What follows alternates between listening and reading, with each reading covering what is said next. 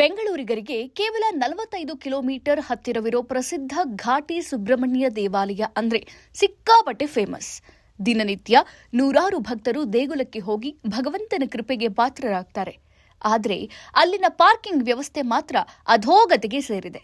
ವಾಹನಗಳನ್ನು ನಿಲ್ಲಿಸೋ ಜಾಗದಲ್ಲಿ ರಾಶಿ ರಾಶಿ ಕಸ ಬಿದ್ದಿದೆ.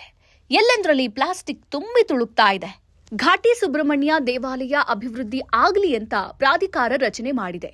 ಆದರೆ ಪ್ರಾಧಿಕಾರ ರಚನೆ ಆಗಿ 3-4 ತಿಂಗಳು ಕಳೆದಿವೆ. ದೇವಾಲಯದ ನೈರ್ಮಲ್ಯ ಕಾಪಾಡಲು ಆಗ್ತಾ ಇಲ್ಲ. ದೇವಾಲಯದ ಪಾರ್ಕಿಂಗ್ ಸ್ಥಳದಲ್ಲಿ ಆಡಳಿತ ಮಂಡಳಿಯಿಂದ ಬಾಡಿಗೆ ನೀಡಲು ಅಂಗಡಿಗಳನ್ನು ತೆಗೆಯಲಾಗಿದೆ.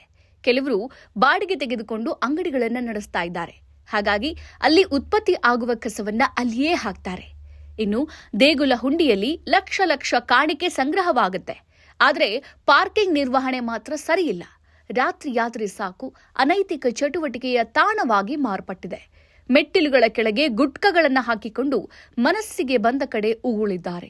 ಅಲ್ಲದೆ ಕುಡಿದ ಬಾಟಲ್ಗಳನ್ನು ಅಲ್ಲಿಯೇ ಬಿಸಾಕಿ ಹೋಗಿದ್ದಾರೆ.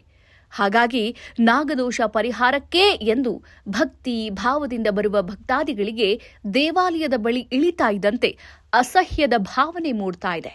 ಹಾಗಾಗಿ ಪೊಲೀಸರು ಭೇಟಿ ನೀಡಿ ಅನೈತಿಕ ಚಟುವಟಿಕೆಗಳಿಗೆ ಕಡಿವಾಣ ಹಾಕಬೇಕು ಅಂತ ಇದೀಗ ಸ್ಥಳೀಯರು ಆಗ್ರಹಿಸಿದ್ದಾರೆ. ಒಟ್ನಲ್ಲಿ ಘಾಟಿ ಸುಬ್ರಹ್ಮಣ್ಯನ ದರ್ಶನಕ್ಕೆ ಭಕ್ತರು ನಿತ್ಯ ಬಂದು ಹೋಗ್ತಿರ್ತಾರೆ.